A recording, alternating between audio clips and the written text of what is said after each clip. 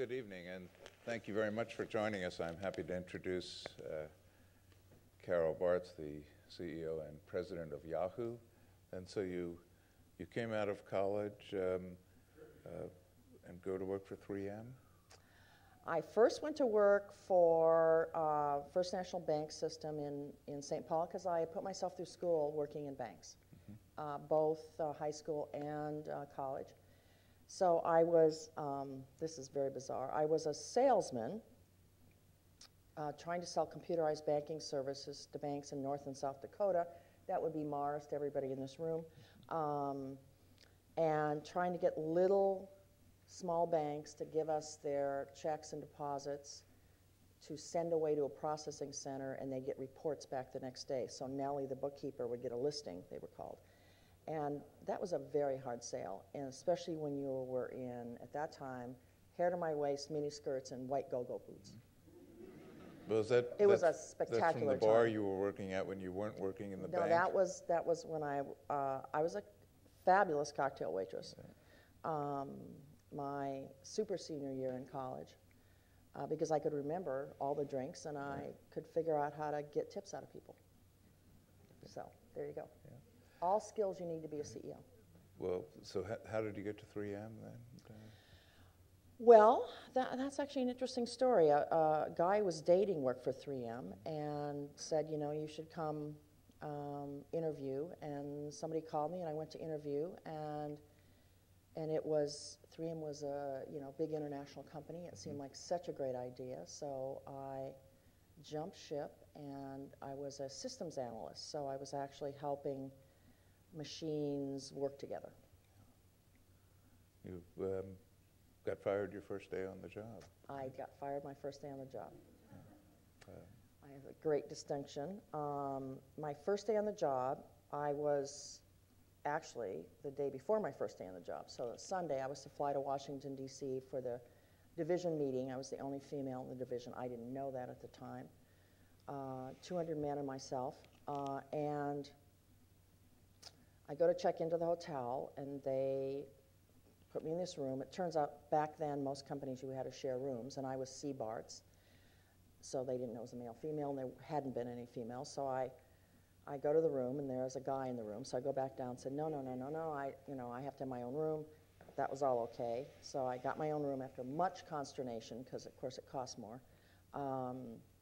And the next day, I went to the first session. I sort of went to the second session, and this senior guy came up to me and said, sort of come with me, follow me.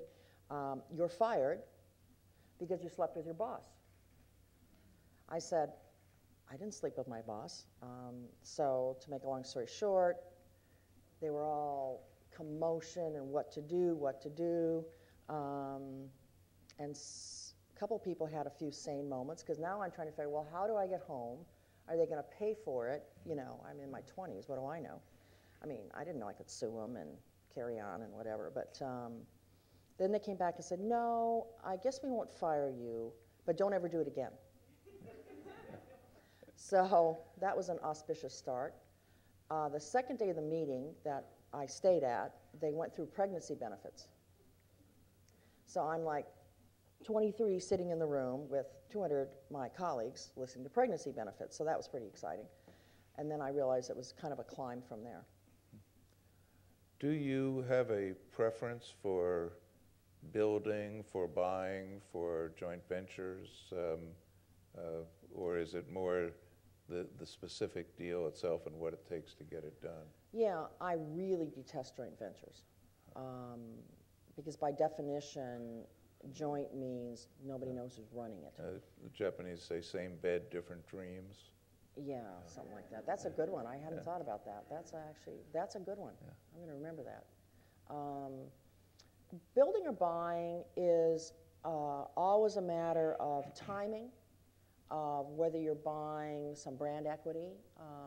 What Groupon has, for instance, is not necessarily that hot a technology.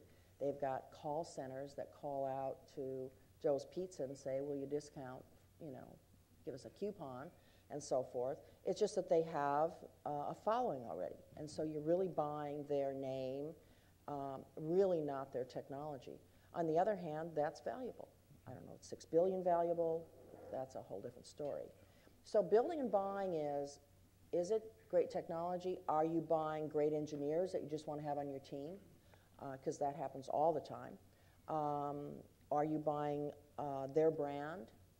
Or are you buying convenience? So it's really, I mean, the problem in Silicon Valley, it's very easy to get sucked into, oh, I can build everything. And, you know, you can, but maybe it's too late, or maybe it's not advisable because you should be doing other things. So there's always this sort of build by.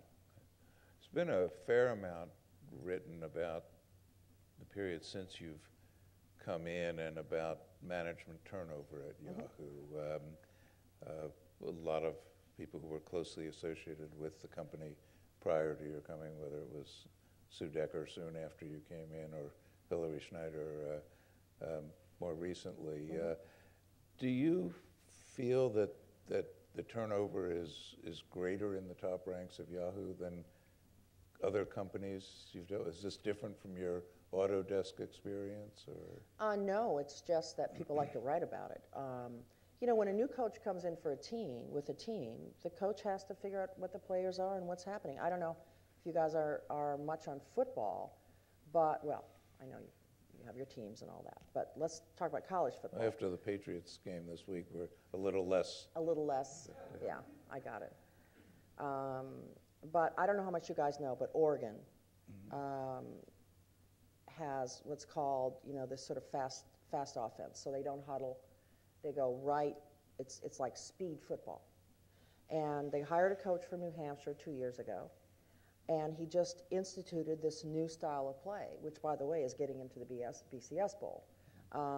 So what happens? He's got to find players that are fast enough to do that and want to do it. He has to find assistant coaches that believe in that strategy, and he has to be able to execute. And he has to, you know, everybody has to believe it. So they hired him because, hey, he comes in and says, I can make this a winning team, but you got to let me do it.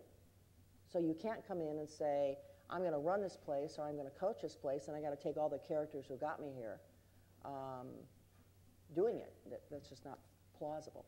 So the one thing that's very interesting in today's world is, and part of it we're responsible for at Yahoo, is 24/7 news.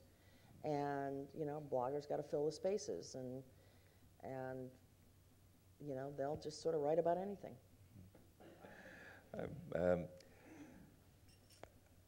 Let me try for a different kind of laugh. Let me ask about AOL and Yahoo getting together. Okay. With private equity as a partner. Oh, ha ha ha ha ha. Does that make any sense? Ha ha ha ha. Well, thanks for your time tonight. We're grateful for it and for your candor as always. Thank you. Thank you all for your questions.